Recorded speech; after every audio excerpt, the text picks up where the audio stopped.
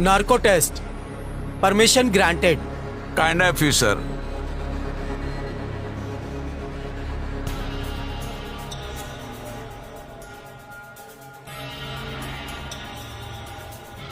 नाम बताइए आपका। मेरा नाम लेफ्टिनेंट कर्नल प्रसाद पुरोहित है। आप किस संस्था के साथ काम कर रही हो? मैं अखिल भारतीय विद्यार्थी परिषद की महामंत्री हूँ। मैं इंडियन आर्मी में लेफ्टिनेंट कर्नल हूँ। विश्व हिंदू परिषद दुर्गा वाहिनी की मुखिया हूँ। मालेगांव बम विस्फोट में कौन कौन शामिल था? मालेगांव बम ब्लास्ट की पूरी जिम्मेदारी मेरे ऊपर थी और 3 लोग थे उसमें शामिल। दहशतवाद और आतंकवाद बढ़ाना क्या ये देश के खिलाफ नहीं है? ये इंडिया हमारा देश नहीं है। हमें आर्यवर्त ब्राह्मण राष्ट्र का निर्माण करना है। ये काम आप कब से कर रहे हो? हमने 2002 से इस बम ब्लास्ट का नियोजन किया था। बम ब्लास्ट और आतंकी हमले मुस्लिम संगठन नहीं बल्कि हम करते हैं। खुद बम ब्लास्ट करते हो और इसका इल्जाम मुस्लिम संगठन पे क्यों लगाते हो? एक तो हमें पुलिस से बचना है और दूसरा हमें मुसलमानों को देशद्रोही साबित करना हमारा काम है। इस बम ब्लास्ट में कितने संगठन शामिल हैं? सनातन अभिनव भारत, अखिल भारतीय विद्यार्थी परिषद, विश्व हिंदू परिषद, ये इसमें शामिल है। ये करने के पीछे आपका क्या मकसद है? 2024 में हमारा सपना आर्यव्रत ब्राह्मण राष्ट्र लाना है। भारतीय संविधान खत्म हो जाएगा और मनुस्मृति का ब्राह्मण राज्य शुरू हो जाएगा। जय आर्यव्रत ब्राह्मण राष्ट्र।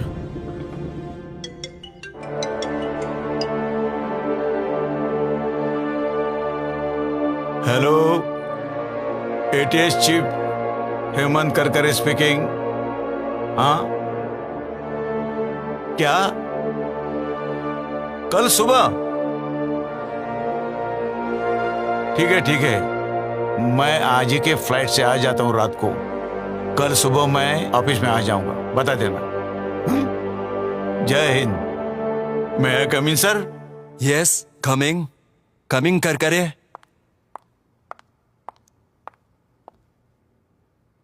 Good morning sir. Good morning, sit down please. Thank you sir.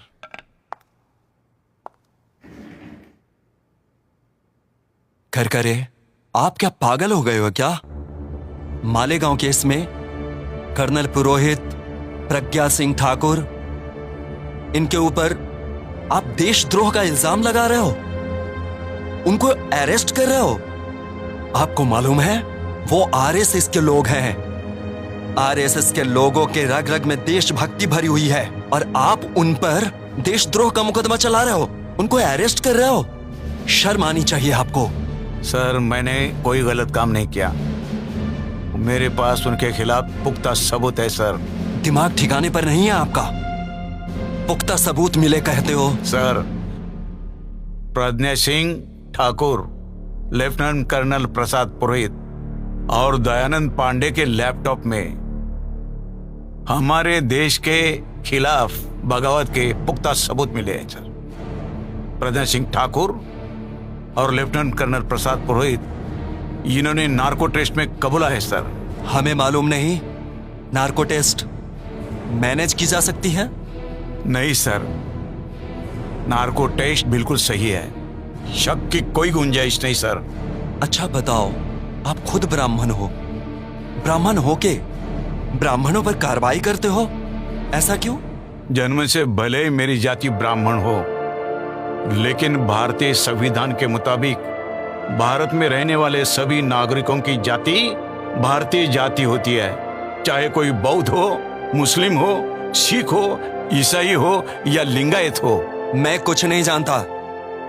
Colonel Purohit, Pragya Singh Thakur, इनके ऊपर लगाए हुए इल्जाम वापस लेने होंगे आपको। सर, क्या मैं जान सकता हूं कि देश ने ब्राह्मणों को क्या कुछ नहीं दिया? हर जगह ब्राह्मण ही तो है। 4% ब्राह्मण है सर, मगर आईएएस, आईपीएस, मिलिट्री में हर ग्रेड में 80% ब्राह्मणों की भर्ती है सर। केंद्रीय मंत्रिमंडल में ब्राह्मण, राज्य मंत्रिमंडल में ब्राह्मण, सांसद ब्राह्मण, विधायक ब्राह्मण, मंत्रियों के ओएसडी भी ब्राह्मण, हर जगह ब्राह्मणी का राज है सर। सच कहूं सर, सच कहूं, यहाँ का हिंदू ब्राह्मण को भगवान मानता है, और इसके बावजूद भी, इतना मिलने के बावजूद भी ब्राह्मण देश से गद्दारी करता है। आखिर ब्राह्मण चाहते क्या है? आर्यवर्त ब्राह्मण राष्ट्र चाहते हैं। ब्राह्मण इस हिंदुस्तान को ही आर्यवर्त ब्राह्मण राष्ट्र बनाना चाहते हैं। ब्राह्मण उनको सत्ता का टुकड़ा नहीं, पूरी सत्ता ही चाहिए, एब्सोल्यूट पावर, समझे? आपको ये मंजूर है सर? मेरी भी यही ख्वाहिश है। हरगिज नहीं सर। आरएसएस, सनातन, अभिनव भारत, विश्व हिंदू परिषद, प्रज्ञा सिंह ठाकुर और साथी मेरे देश के दुश्मन है सर, और मैं अपने देश के दुश्मनों को कभी माफ नहीं कर सकता। तड़पा तड़पा के मारूंगा देश के गद्दारों को, यही मेरा इरादा है सर। देखो करकरे, प्रज्ञा सिंह ठाकुर और उनके साथियों के कारनामों पे पर्दा डालो, छोड़ दो उनको।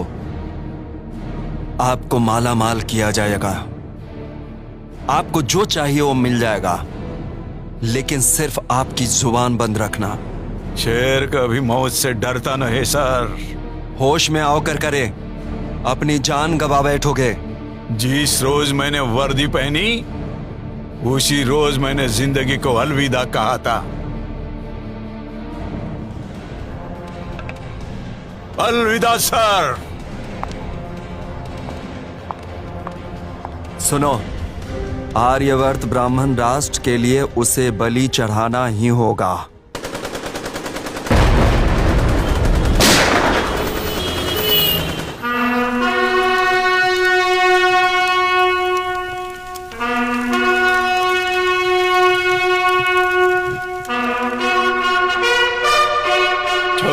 नवंबर 2008 26 नवंबर 2008 में मैं आपके लिए शहीद हो गया, और मैंने आपको आगाह भी किया था कि आरएसएस, अभिनव भारत, अखिल भारतीय विद्यार्थी परिषद, विश्व हिंदू परिषद, सनातन, ये सब हमारे राष्ट्र के शत्रु है, दुश्मन है।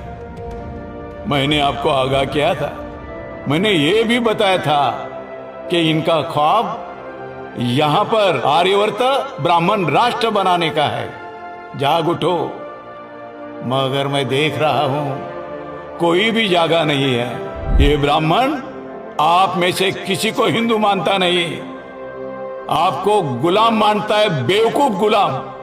ब्राह्मण अपने आप को भगवान मानता है और आपको राक्षस मानता है। जाग उठो, इनको ब्राह्मण राष्ट्र लाना है, संविधान बर्खास्त करना है, क्योंकि ब्राह्मण समता नहीं चाहता। ब्राह्मण अपने आप को श्रेष्ठ समझते हैं और ये हमेशा असंतुष्ट रहते हैं। इनको इस भारत देश को आर्यवर्त ब्राह्मण राष्ट्र बनाना है। साथियों, आप सोचते होंगे कि मेरा बलिदान बेकार जाएगा। मैं आपको आगाह करना चाहता हूं, अगर आप नींद से जागे नहीं तो आप सबका नुकसान हो जाएगा। आप देख रहे हो कि मोदी नाम के शख्स ने हमारे देश के सभी उद्योग बेच डाले। इसलिए schedule caste, schedule tribe, OBC और अल्पसंख्यक, इनको नौकरी मिलने वाली नहीं है। उनकी अगली नस्ल भिखारी होने वाली है। जागो, अभी समय ये कह रहे हैं अब की बार 400 पार। मैं तो कहूंगा, आपको कसम दिलाता हूं, जब भी कोई बोलेगा अब की बार 400 पार, तो आपने कहना है कि अब के बार 100 जूते मार। हमको हमारा देश बचाना है, और आरएसएस के समय जो भी है वो हमारे देश के दुश्मन है। यहाँ schedule caste, schedule tribe, OBC, Buddhist, Muslim, Christian, Sikh और लिंगायत, ये सब इस देश के मालिक है। और इस देश के मालिक कभी देश से गद्दारी नहीं कर सकते। गद्दारी करने वाले ये सभी लोग हैं। इन सभी लोगों से सावधान रहना है, यही मैं कहता हूं। 2024 को जागो। मैं जाग उठा, मैंने जगाने की कोशिश की, बलिदान किया। अब आपको बलिदान नहीं करना है, आपको सिर्फ बटन दबाना है और बीजेपी के खिलाफ वोटिंग करना है। हमारे देश को बचाना है, हमारे संविधान को बचाना है। इनकिलाब जिंदाबाद, इनकिलाब जिंदाबाद, संविधान जिंदाबाद, संविधान जिंदाबाद।